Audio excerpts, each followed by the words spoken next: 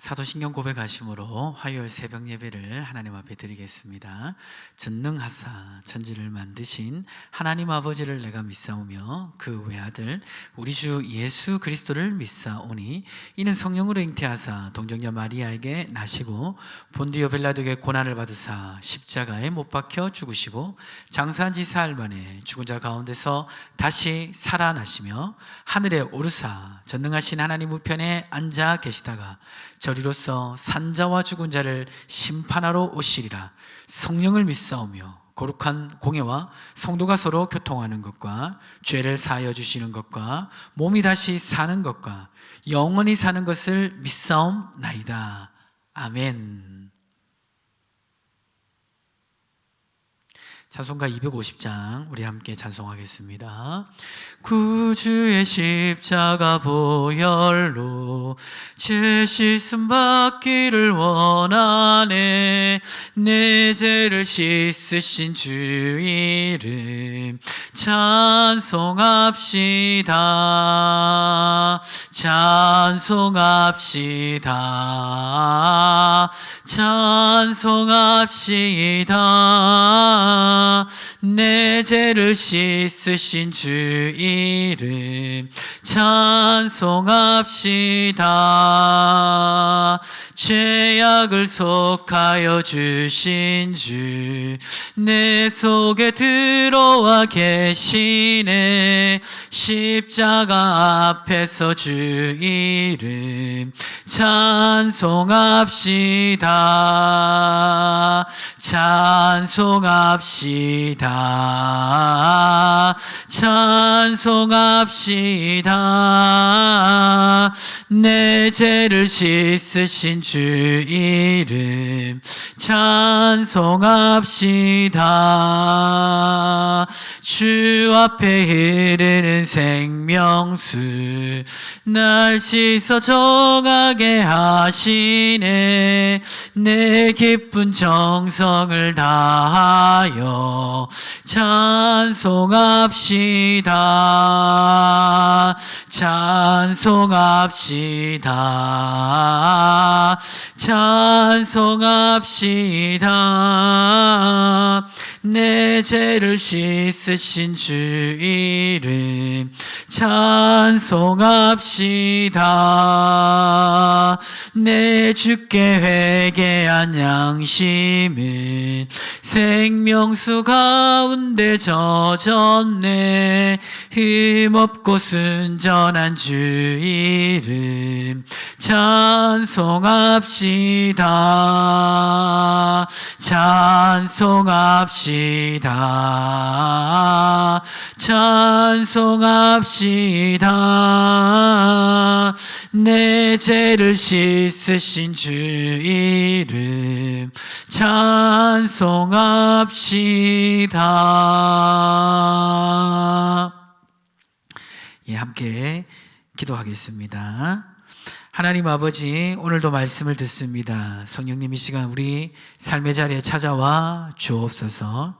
주 앞에 나아갈 수 없고 주의 말씀 듣기에 약한 우리의 죄와 허물과 부끄러움을 깨끗이 씻어 주시옵소서. 오늘도 우리를 새롭게 하시고 우리 인생을 붙드시는 하나님의 말씀으로 찾아와 주시옵소서. 예수님의 이름으로 기도하옵나이다. 아멘. 하나님 말씀은 구약성경 열왕기하 4장 1절로 7절까지 말씀인데요. 한 절씩 교독하겠습니다. 선지자의 제자들이 아내 중에 한 여인이 엘리사에게 부르짖어 이르되 당신의 종 나의 남편이 이미 죽었는데 당신의 종이 여호와를 경외한 줄을 당신이 아시는 바니이다.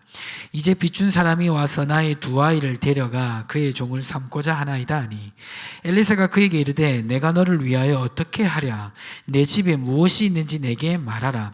그가 이르되 계집종의 집에 기름 한 그릇 외에는 아무것도 없나이다 하니 이르되 너는 밖에 나가서 모든 이웃에게 그릇을 빌리라.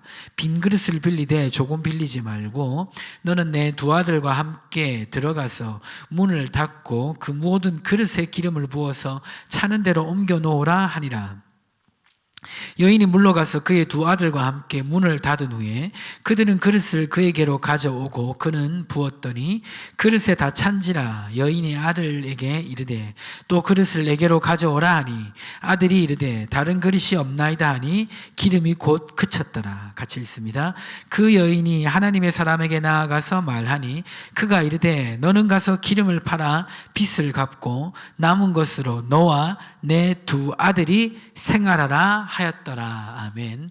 오늘 말씀해 보면 너무나 안타까운 사연을 가진 한 여인이 있습니다. 이 여인은 선지자의 제자의 아내라고 오늘 기록하고 있는데요. 선지자의 제자들은 선지자가 되기 위해서 훈련하는 사람들, 또 선지자를 돕는 사람들입니다.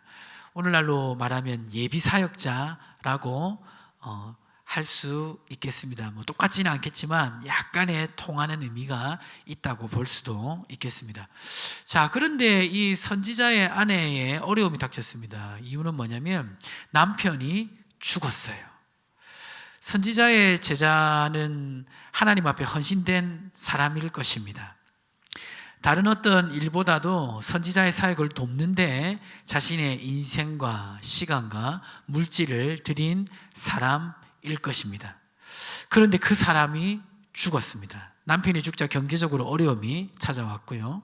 그 어려움 때문에 어떤 위기가 닥쳤냐면 오늘 4장 1절 말씀해 보니까 이 아내가 남편이 죽자 빚을 내서 생활을 했습니다.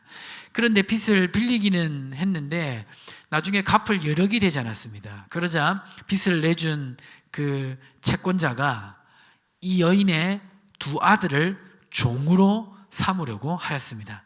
당시에는 빚을 주고 빚을 갚지 못하면 스스로 종이 되기도 했습니다. 여인보다는 아들들이 나으니까 이 채권자가 두 아들을 종으로 삼겠다라고 그렇게 여인에게 얘기한 상황입니다. 남편을 잃은 것도 서럽고 빚을 낸 것도 비참할 텐데 아들들까지 종으로 뺏기는 이 상황이 이 여인에게는 얼마나 힘겨웠을까요? 특별히 남편이 다른 사람도 아니고 선지자의 제자가 아니었습니까? 그래도 우상숭배하지 않고 그 악한 시대 가운데 하나님의 선지자를 돕기 위해 최선을 다한 사람이 아니었겠습니까?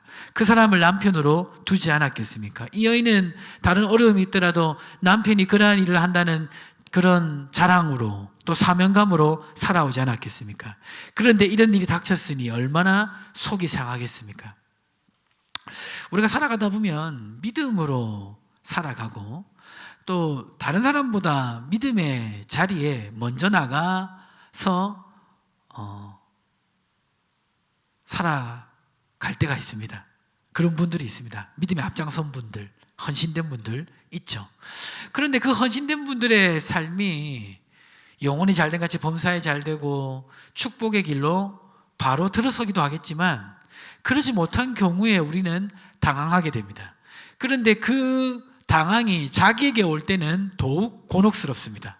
분명히 헌신되었던 삶을 살았는데 왜 내 삶에 이런 어려움이 계속되는가? 그런 의문이 해결되지 않아서 더욱 괴로운 시간을 보낼 수도 있습니다. 그런데 오늘 여인은 그러한 괴로움 속에 머물러 있지 않고 누구를 찾아왔습니다. 누구를 찾아왔습니까? 바로 자신의 남편이 따르던 그 선지자 엘리사에게 찾아온 것입니다. 그러자 이 엘리사가 뭐하라고 말하냐면 4장 2절에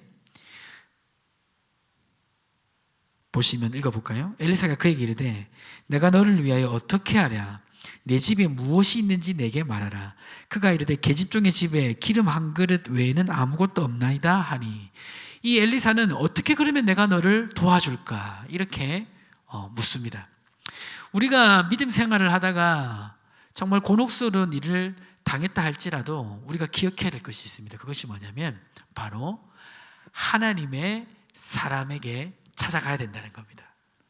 오늘 이 가부는 엘리사를 찾아갔는데 우리도 영적 지도자를 찾아가야 됩니다. 자, 그런데 이제 영적 지도자를 찾아가는 그 핵심은 단순히 사람을 찾아간다기보다는 그런 영적 지도자의 가르침을 통해서 누구에게 나아가는 것을 의미하냐면 바로 우리의 영원한 지도자 되신 예수님께 나아가는 것을 의미합니다. 오늘 여인은 엘리사에게 나아가자 엘리사가 내가 너에게 무엇을 해줄꼬? 라고 이렇게 물었습니다. 우리도 때로는 영적 기도자를 통해 아니면 그런 사람이 없을 때는 스스로 하나님 앞에 나아가서 곤혹스러운 상황을 얘기해야 될 때가 있습니다.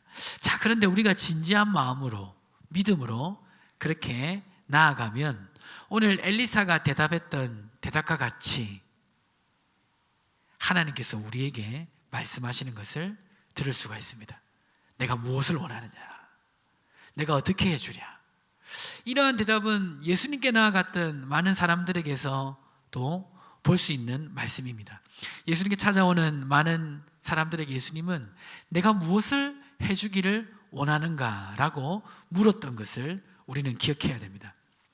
자, 그리고 나서 이 엘리사는 물어봅니다. 네가 가진 것이 무엇이냐? 하나님께서 너에게 해줄 것이 무엇인가라고 물었을 때 우리가 기억해야 될 그 중요한 그런 연결고리라고 해야 되나요? 중요한 키워드라고 해야 되나요? 중요한 단서가 있는데 그게 뭐냐면 하나님이 우리에게 어떤 것을 해주어서 우리의 곤혹스러운 문제를 해결하려고 하실 때는 우리가 가진 것이 무엇인가를 물어본다는 겁니다. 그러니까 우리 삶에 아주 곤혹스러운 상황이 있다 할지라도 그것을 풀어가시는 하나님의 방법은 우리에게 가진 것이 무엇인가 그것을 통해서 일하신다는 거죠. 오늘 본문에 보면 이 여인에게 가지고 있었던 것은 그릇 한 그릇밖에 없었습니다. 기름 한 그릇, 기름 들어간 한 그릇밖에 없었어요. 가진 것이 너무나 작은 것이었습니다. 그런데 엘리사가 무엇이라고 얘기합니까? 이웃에게 가서 그릇을 빌리라고 말합니다.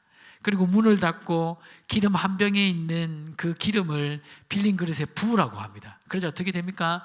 온 그릇에 기름이 가득하게 됩니다. 그걸 통해서 엘리사는 여인에게 빚을 갚고 생활을 하라고 말합니다.